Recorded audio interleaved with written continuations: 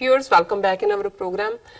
Viewers जिस तरह कि तुसी जो तीनों सैगमेंट सी उसके उपर डॉक्टर साहब दे तुसी विचार सुने और जो लिखतां सन असीं तुहाडे नाल साझीਆਂ कीतियां हुण आपां गुरमत विचार गुरबानी विचार असीं डॉक्टर साहब कोलों सुनदे हां जी डॉक्टर साहब की कहना चाहोगे। देखो शुक्रवार के प्रोग्राम च असी गुरु ग्रंथ साहिब के इस टाइटल श्लोक वारां ते वधीक जी वो श्लोक जिहड़े वारां दा हिस्सा नहीं बने और अखीर च गुरु अर्जन साहब ने उन्हां श्लोकां नूं जिहड़ा वो क्रमवार सिलसिलेवार दर्ज किया जी और ये बड़े कीमती श्लोक ने। एक कंप्लीट श्लोक जिहड़ा एक पूरे शब्द वांग या एक पूरी किताब वांग जिहड़ा बा मतलब है बा अर्थ है और बड़ा डूंगा इसका अर्थ बनता जी और अज दो श्लोक नंबर 45 ते 46 हुण ज़ाहिर है कि लै दे के विचार उसे दुआले ही घूमदा है। दो किस्म के मनुख खास तौर पर सुरत करके जदों असीं सुरत कहते हैं तो फिर साडा जहन है साडा अंदर है उसनूं तुसीं मन कह लो जां जिहनूं तिथे घड़ी है सुरत मत मन बुद्ध सुरत शब्द इस्तेमाल करो मत करो मन करो बुद्ध करो जी एक वो ने जिन्हां दा ईमान है बिल्कुल ज़ाहिर है कि वो अपने पैगंबर या अपने गुरु दी जिहड़ी उन्हां दी गल है उन्हां दी विजडम है उन्हां दा हुक्म है जी उन्हां दा आदेश है उन्हां दा फरमान है उस दी रोशनी दे विच अपनी जिंदगी बसर करते हैं उस दे मुताबिक अपना जीवन जिउण दी कोशिश करते हैं भावें डिग भी पैण कमज़ोर भी होण फिर उसे पल्ले नूं उन्हां ने घुट के फड़िया हुंदा है। जी उन्हां नूं असीं सिੱਖੀ रूहानी ज़बान दे विच गुरमुख कहंदे कि जिन्हां दा मूँह जिन्हां दे मन दा मूँह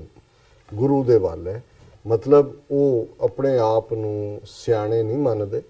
वो ये समझते हैं कि गुर की मत तू ले ये आने भगत बिना बहुत डूबे सियाणे कि सियाणप ये नहीं है कि तुहानूं चार अखर तुहानूं वध आंदे ने जी उत्थे सियाणप है सभे छड़ चतराइयां गुर की पैरी पाए सभे छड़ सियाणपा सभे छड़ सियाणपा गुर के पैरी पाए कि गुरु दे पैरी पै जाओ मतलब यह है कि गुरु दे ਜਿਹੜੀਆਂ ਟੀਚਿੰਗਸ ਨੇ ਉਹਨਾਂ ਦੇ ਉੱਤੇ ਅਮਲ ਨਾ ਕਰੋ। ਫਿਰ ਇਹ ਵੀ ਗੱਲ ਸਮਝਾਈ ਹੈ ਕਿ ਇਹ ਮਨ ਤੂੰ ਇੰਨਾ ਸਿਆਣਾ ਜਿਹੜਾ ਚਤਰਾਈ ਕਿਨੇ ਨਾ ਪਾਇਆ ਚਤਰਾਈ ਨਾ ਪਾਇਆ ਕਿਨੇ ਤੂੰ ਸੁਣ ਮਨ ਮੇਰਿਆ ਇਹ ਮਾਇਆ ਮੋਹਣੀ ਜਨੇਤ ਭਰਮ ਭੁਰਾਇਆ ਕਿ ਤੂੰ ਆਪਣੇ ਮਨ ਦੀ ਚਤਰਾਈ ਨਾਲ ਸਮਝੇ ਕਿ ਤੂੰ ਹਕੀਕਤ ਨੂੰ ਜਾਣ ਲੈ ਤੂੰ ਰੱਬ ਨੂੰ ਜਾਣ ਲੈ ਇਵੇਂ ਨਹੀਂ ਹੋਏਗਾ। ਇਹ ਮਨ ਚੰਚਲਾ ਹੈ ਇਹ ਮੇਰੇ ਚੰਚਲ ਮਨ ਚੰਚਲ ਹੁੰਦਾ ਹੈ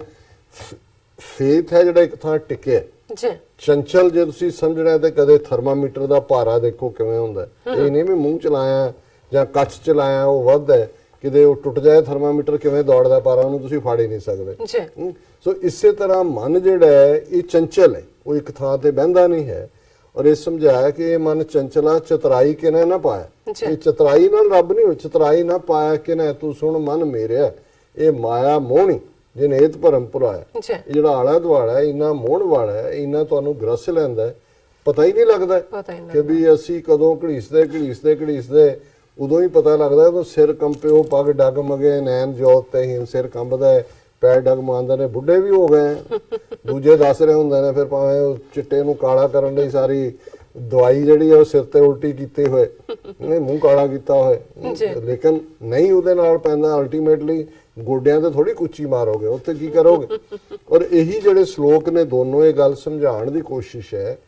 ਕਿ ਜਿਹੜਾ ਬਿਰਧ ਹੋਣਾ ਹੈ ਬੁਢਾਪਾ ਔਰ ਬਚਪਨ ਇਹ ਤੁਹਾਡੀ ਸੁਰਤ ਦੇ ਨਾਲ ਨੇ ਤੁਹਾਡੇ ਅੰਦਰ ਦੇ ਜਦੋਂ ਅਸੀਂ ਬਾਣੀ 'ਚ ਇਹ ਪੜ੍ਹਦੇ ਹਾਂ ਕਿ ਗੁਰਮੁਖ ਬੁੱਢੇ ਕਦੇ ਨਾਹੀਂ ਜਿਨ੍ਹਾਂ ਅੰਤਰ ਸੁਰਤ ਗਿਆਨ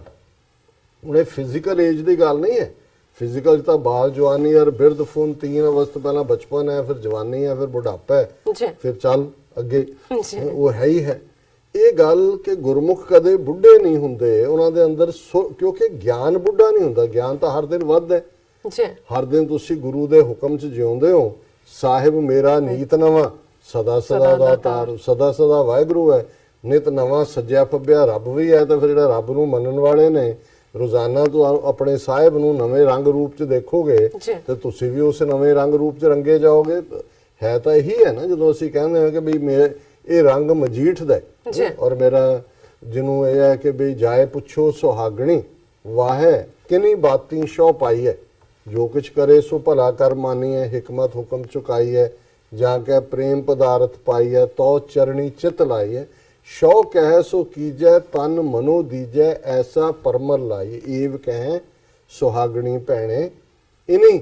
ਹੁਣ ਇਹ ਹੈ ਕਿ ਭਈ ਉਹ ਸੁਹਾਗਣ ਦੁਹਾਗਣ ਦਾ ਡਾਇਲੋਗ ਹੈ ਕਿ ਕਿਵੇਂ ਰੱਬ ਮਿਲਦਾ ਹੈ। ਤੇ ਉਹ ਸੁਹਾਗਣ ਕਹਿੰਦੀ ਭਾਈ ਮੈਂ ਤਾਂ ਆਪਣਾ ਆਪਾ ਦੇ ਦਿੱਤਾ, ਮੈਂ ਤਾਂ ਤਨ ਮਨ ਦੇ ਕੇ ਕਦੇ ਪੁੱਛਿਆ ਹੀ ਨਹੀਂ। ਔਰ ਇਹੀ ਹੈ ਕਿ ਭਾਈ ਅਲਟੀਮੇਟਲੀ ਉਹੀ ਹੈ ਨਾਨਕ ਸਾ ਉਹੀ ਸੁਹਾਗਣ ਹੈ ਤੇ ਉਹੀ ਜਿਹੜੀ ਹੈ ਉਹ ਵਡਿਆਣ ਯੋਗ ਹੈ। ਔਰ ਗੁਰੂ ਸਾਹਿਬ ਨੇ ਫਰਮਾਇਆ ਮਨਮੁਖ ਬਾਲਕ ਬਿਰਧ ਸਮਾਨ ਹੈ, ਜਿਨ੍ਹਾਂ ਅੰਤਰ ਹਰ ਸੁਰਤ ਨਾਹੀ, ਵਿੱਚ ਹਉਮੈ ਕਰਮ ਕਮਾਉਂਦੇ ਸਭ ਧਰਮ ਰਾਏ ਕਹਿ ਜਾਹੀ, ਗੁਰਮੁਖ ਹੱਛੇ ਨਿਰਮਲੇ ਗੁਰ ਕੈ ਸ਼ਬਦ ਸੁਭਾਏ, ਤਿਨਾ ਉਹਨਾਂ ਮੈਲ ਪਤੰਗ ਨਾ ਲੱਗਈ, ਜੇ ਚੱਲਣ ਸਤਿਗੁਰ ਭਾਏ, ਮਨਮੁਖ ਝੂਠ ਨਾ ਉਤਰੈ, ਜੇ ਸੋ ਧੋਵਣ ਪਾਏ, ਨਾਨਕ ਗੁਰਮੁਖ ਮੇਲੇਨ ਗੁਰ ਕੈ ਅੰਕ ਸਮਾਏ। ਕਿ ਜਿਹੜੇ ਮਨਮੁਖ ਨੇ ਭਾਵੇਂ ਨਰੋਏ ਜਵਾਨ ਵੀ ਹੋਣ ਪਰ ਉਹ ਉਹਨਾਂ ਦੇ ਮਾਨੋ ਸਰੀਰ ਵੀ ਸਾਹ ਸਤਹੀਨ ਨੇ, ਬਜ਼ੁਰਗਾਂ ਵਾਂਗ ਨੇ, ਬੁੱਢੇ ਵਾਂਗ ਨੇ, ਉਹ ਜਿਨ੍ਹਾਂ ਅੰਤਰ ਹਰ ਸੁਰਤ ਨਹੀਂ, ਜਿਨ੍ਹਾਂ ਦੇ ਅੰਦਰ ਰੱਬ ਨੂੰ ਜਾਣਨ ਦਾ ਚਾਅ ਨਹੀਂ ਹੈ, ਉਹਨਾਂ ਦੀ ਸੁਰਤ ਰੱਬ ਵੱਲ ਨਹੀਂ ਪ੍ਰੇਰੀ ਹੋਈ।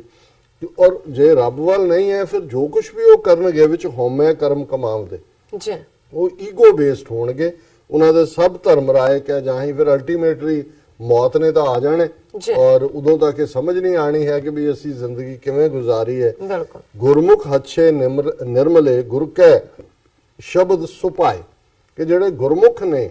ਉਹ ਗੁਰੂ ਦੇ ਸ਼ਬਦ ਦੀ ਰੌਸ਼ਨੀ ਦੇ ਵਿੱਚ ਪਿਆਰ ਦੇ ਨਾਲ ਉਸ ਰੱਬ ਦੀ ਯਾਦ ਦੇ ਵਿੱਚ ਨਿਰਮਲ ਹੋ ਕੇ ਬਿਨਾਂ ਮਨ ਦੇ ਉੱਤੇ ਕੋਈ ਦਾਗ ਲੱਗਣ ਦੇਣ ਦੇ ਉਹ ਸਾਫ਼ ਸੁਥਰੇ ਰਹਿੰਦੇ ਨੇ। ਉਹਨਾਂ ਮੈਲ ਪਤੰਗ ਨਾ ਲੱਗ, ਉਹਨਾਂ ਦੇ ਨੂੰ ਵਿਕਾਰਾਂ ਦੀ, ਕਾਮ ਕ੍ਰੋਧ ਲੋਭ ਮੋਹ ਹੰਕਾਰ ਦੀ ਮੈਲ ਨਹੀਂ ਲੱਗਦੀ, ਜੇ ਚੱਲਣ ਸਤਿਗੁਰੂ ਪਾਏ। ਜਿਹੜੇ ਸਤਿਗੁਰੂ ਦੇ ਹੁਕਮ ਦੇ ਵਿੱਚ, ਸਤਿਗੁਰੂ ਦੇ ਫਰਮਾਨ ਵਿੱਚ ਚੱਲਦੇ ਨੇ, ਉਹਨਾਂ ਦੇ ਮਨ ਦੇ ਉੱਤੇ ਵਿਕਾਰਾਂ ਦੀ ਮੈਲ ਨਹੀਂ ਲੱਗਦੀ। ਮਨਮੁਖ ਝੂਠ ਨਾ ਉਤਰੇ, ਜਿਹੜੇ ਮਨ ਦੇ ਪਿੱਛੇ ਨੇ ਉਹਨਾਂ ਦੇ ਉੱਤੇ ਉਹ ਝੂਠ ਚੰਬੜੀ ਹੁੰਦੀ ਹੈ, ਉਤਰਦੀ ਨਹੀਂ।